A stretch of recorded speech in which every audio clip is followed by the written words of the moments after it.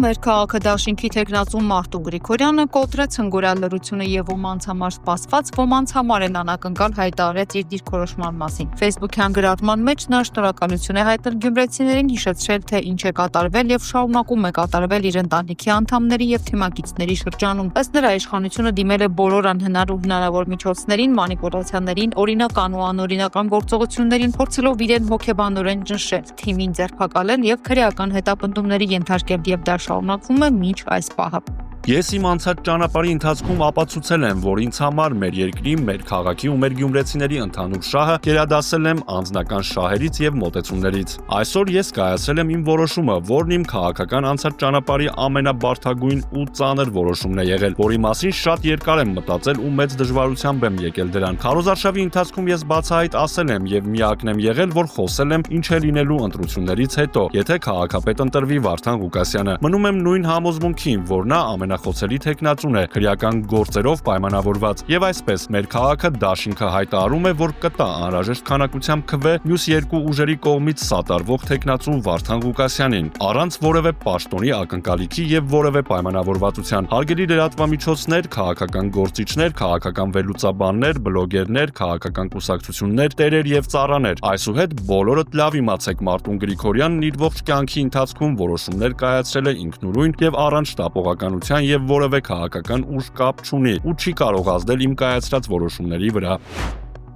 ԱՄՆ նախագահ Դոնալդ Թրամփը սպասում է, որ Ադրբեջանը եւ Հայաստանը ստորագրեն երկար սպասված խաղաղության պայմանագիրը։ Ադրբեջանական լրատվամիջոցների հաղորդմամբ այս մասին Բաքվում հարավային Գազային միջանցքի խորհրդատվական խորհրդի 11-րդ նախարարական հանդիպմանը հայտարարել է ԱՄՆ պետքարտուղարության էներգետիկ ռեսուրսների բյուրոյի ավագ խորհրդական Էրիկ Ջեյքոբսը։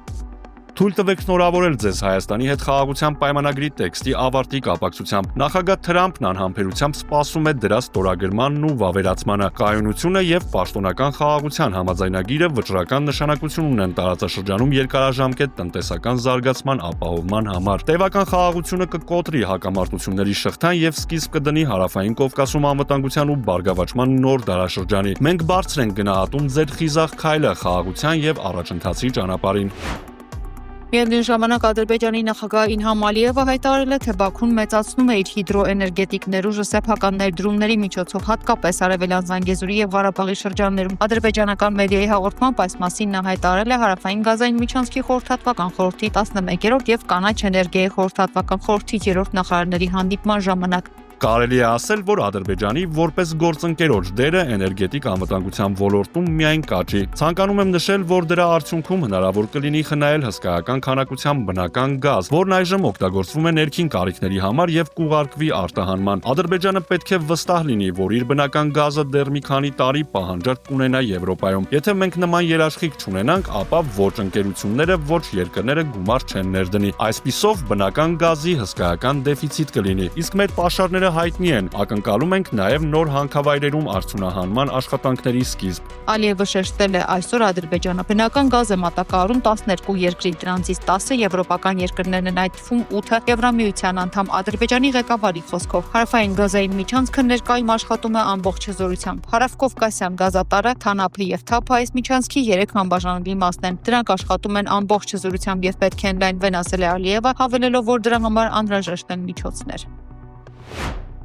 Եվրահանձնաժողովի նախագահ Ուրսուլա ֆոն դեր Լայենը Եվրամիություն Կենտրոնական Ասիա գագաթնաժողովում խոսել է Անդրկասպյան միջազգային տրանսպորտային միջանցքի աշխարհաքաղաքական եւ տնտեսական նշանակության մասին։ Դեր Լայենը նշել է, որ այս միջանցքը կարևոր դեր կխաղա Եվրոպայի եւ Կենտրոնական Ասիայի 5 երկրների միջև հարաբերությունների ամրապնդման գործում։ Իսկ միջանցքի արդյունավետության համար կարևոր է տարածաշրջանի երկրների միջև սահմանային անցումների պարզեցումը։ Սև ծով ելքի համար կարևոր են ինչպես Կենտրոնական Ասիայի, այնպես էլ Հարավային Կովկասի երկրների հետ սահմանային անցումները, ընդգծել է Եվրահանձնաժողովի նախագահը։ Թուրքիայի եւ Ադրբեջանի հետ Հայաստանի սահմանների բացումը 30 տարի հետո կարող է արմատապես փոխել իրավիճակը։ Սա ավելի քան երբևէ կմոտեցնի Եվրոպան եւ Կենտրոնական Ասիան, հավելել է Ուրսուլա ֆոն դեր Լայենը։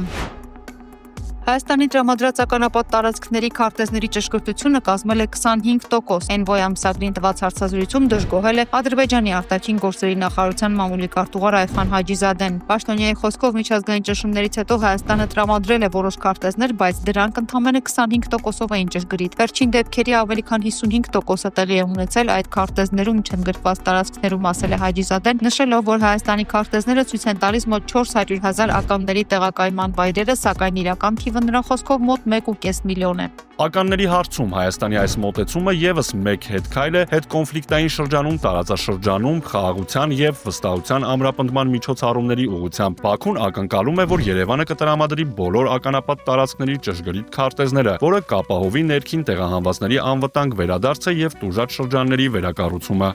Բացի այդ, Ադրբեջանի արտգործնախարարությունը կտրականապես հերքել է Ֆրանսիայի արտգործնախարարի հայտարարությունը, թե Բաքուն նոր նախապայմաններ է առաջադրում Հայաստանի հետ խաղաղության համաձայնագիր ստորագրելու համար։ Հաջիզադեն պնդել է, թե Հայաստանի սահմանադրությունը փոխելու պահանջը նոր չէ, այն քննարկվել է ավելի քան 2 տարի եւ դրա լեգիտիմությունը կասկածի տակ դնելն անընդունելի է։ Եթե Ֆրանսիան իսկապես աջակցում է խաղաղության համաձայնագրի շուտափույթ կնքմանը, ինչպես որ հայտարարում է, ապա պետք է կոչ անի Հայաստանին համապատասխան քայլեր ձեռնարկել այդ ուղղությամբ, ամփոփել է Հաջիզադեն։ Պաշտոնական Երևանը պնդում է, որ Բաքվի հետ բանակցություններում Հայաստանի սահմանադրության փոփոխության հարց չկա։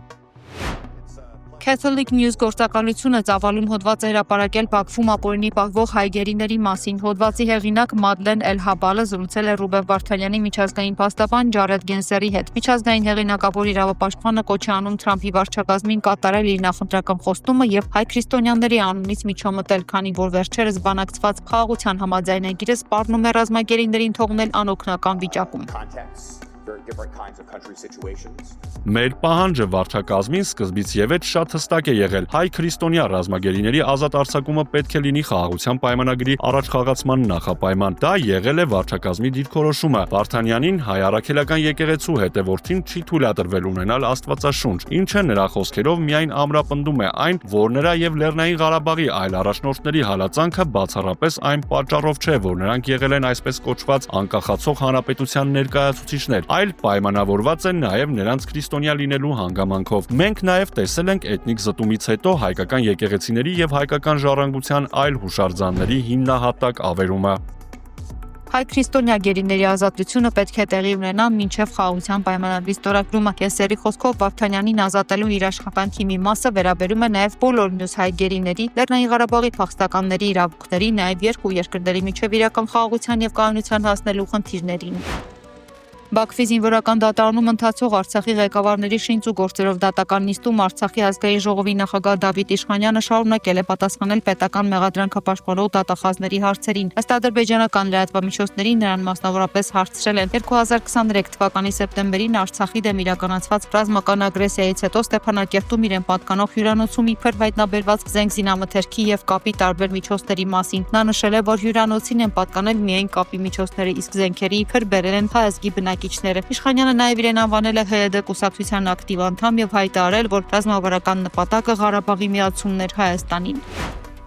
ՄԻԲ գրասենյակից նոր մանրամասներ են հայտնում Նուբարաշեն քրեակատարողական հիմնարկում ցմահ դատապարտյալներին ծեծի ենթարկելու ահազանգի հետքերով գնալու առնչությամբ։ Ապրիլի 3-ին Մարդու իրավունքների պաշտպանի թեժ գծի հեռախոսահամարին ահազանգ է ստացվել, որ Նուբարաշեն քրեակատարողական հիմնարկում դիմակներով անձինք ծեծել են ցմահ դատապարտյալներին։ Սոցիալական ցանցերի եւ զանգվածային լրատվության միջոցների մշտադիտարկման արդյունքում ստացվել էր նաեւ տեղեկություն, որ դատապարտյալներին որևէ բուժօգնություն չի ցուցաբերվում։ Պաշտպանի հանձնարարությամբ Նուբարաշեն քրեակատարողական հիմնարկ է մեկնել արագ արձագանքման խումբ տեղում բարձրացված խնդիրների մանրամասներին ծանոթանալու, ազատությունից զրկված անձանց հետ առանձնազրույց ունենալու նպատակով։ Այցի ընթացքում պաշտպանի աշխատակազմի ներկայացուցիչները առանձնազրույց են ունեցել ազատությունից զրկված շուրջ 30 անձանց, այդ թվում ցմահ դատապարտյալների եւ կալանավորված անձանց հետ շրջայց կատարել խցերում, ուսումնասիրել ազատությունից զրկված անձանց վերաբերյալ կազմած փաստաթղթերը։ Առանձնազրույցների ընթացքում ազատությունից զրկված անձանցից ոմանք պաշտպանի ներկայացուցիչներին ի թիվս այլնի տեղեկություններ են ներկայացրել նույն օրը քրեակատարողական ծառայության հատուկ նշանակության բաժնի ծառայողների կողմից գործադրված իրենց պնդմամբ անհամաչափ ֆիզիկական ուժի խցերու մարտահույքը կոտրելու, իրենց նկատմամբ վիրավորանքներ եւ հայհոյանքներ հնչեցնելու մասին։ Ազատությունից զրկված անձինք պնդել են, որ այրվել են ոչ թե խցերի ներքնակները, այլ մեկ սրբիչ։ Միևնույն ժամանակ պաշտպանի աշխատակազմի ներկայացուցիչների կողմից արձանագրվել են ազատությունից զրկված անձանց մարմնական վնասվածքները։ Արձանագրվել է նաեւ, որ ազատությունից զրկված անձանց ցուցաբերվում է բժշկական օգնություն, այդ թվում 2 անձի մոտ առկա վնասվածքների կասկածի կապակցությամբ կատարվել է նաեւ ռենտգեն հետազոտություն։ Այսի ընթացքում ստացված տեղեկություններն ու արձանագրված խնդիրները ներկայում ամփոփվում են։ Դրանց կապակցությամբ համապատասխան պարզաբանումներ կպահանջվեն պետական իրավասու մարմիններից, նշված է ՄԻՓ հաղորդագրությունում։